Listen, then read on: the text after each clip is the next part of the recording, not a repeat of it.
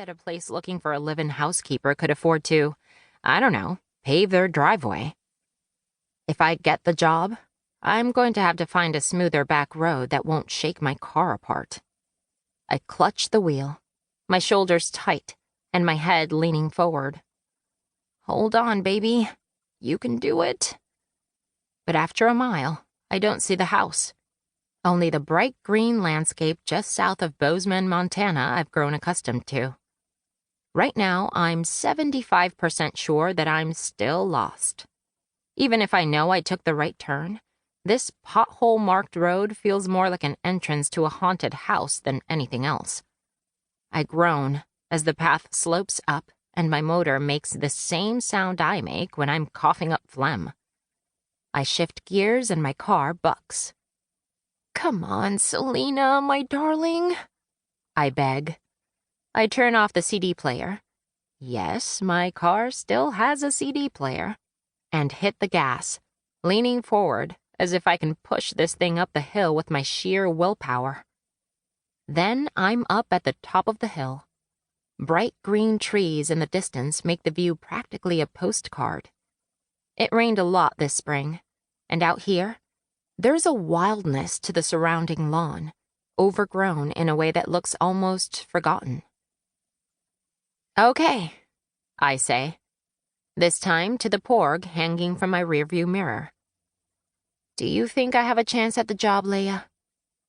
The stuffed animal my ex-boyfriend won for me at a movie theater does not respond, which I'm sure is good, considering my state of being. Leia Porgana, as I instantly named her, is a gift I've kept as a token of home. Sure, that same ex sat through the movie screening, clutching his soda angrily because I just told him I was leaving New York to go back to art school all the way across the country. The movie is a blur. I don't know why I didn't wait until after it was over. I just had this tingly sensation the second he captured the porg with the metal claw. He handed it to me, and he was going to tell me he loved me. I felt it in my bones. He said, "Lena, That unfinished L haunted me across my entire trip here. He might have been ready to say, "I love spending time with you," or "I like crowded theaters with arcades for public declarations of romance." It wasn't right on my part to do that. But it was better to rip off the Band-Aid and break up in person instead of over the phone. Still, this tiny stuffed porg kept me company in that theater while my ex was spilling Coca-Cola on his lap, neither of us paying attention to the exploding cars and chase scenes on the big screen. I know I made the right decision to leave. At least, I thought I did. I've been in Bozeman for 6 months, and it's scary how little I miss from my life back home. I can count those things on one hand, and they go as follows. My little sister, Ariana. Pizza. Real New York Italian pizza.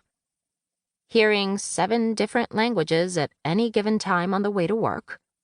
Having a 24-hour pharmacy open for when I get a serious cookie craving and also realize I ran out of tampons at 2 a.m. And the Colombian restaurant at the corner of my block. So, family, food, and convenience? Before I can analyze my levels and limits of human connection and attachment, I breathe a sigh of relief when the McMansion finally comes into view. Having spent all of my 26 years of life in Queens, New York, and only Queens, New York, I don't know the difference between a working ranch or a ranch mansion or what the locals like to call darned Californian tax evaders. This is definitely not the rustic wooden house I'm used to seeing atop green hills. It's modern, in a way that looks alien to this landscape. All clean metal lines and glass walls on the entire second floor. It has the sleek exterior of a possible serial killer's lair. Gray and white and devoid of color. I pull up on the unfinished gravel lane near the front door. What might have been spiral topiary trees line the perimeter of the house, but they've outgrown their shape